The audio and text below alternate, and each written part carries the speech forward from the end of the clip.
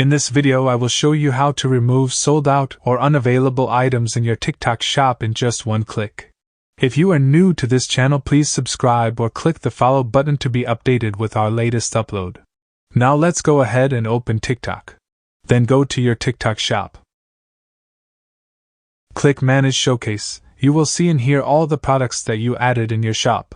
But some of these products are sold out, or maybe not available at all, and perhaps you want to remove those products from this list. To avoid wasting your time by deleting it one by one, just follow these steps on how to remove all unavailable items. Tap on this drop-down menu in here. Then click Sold Out.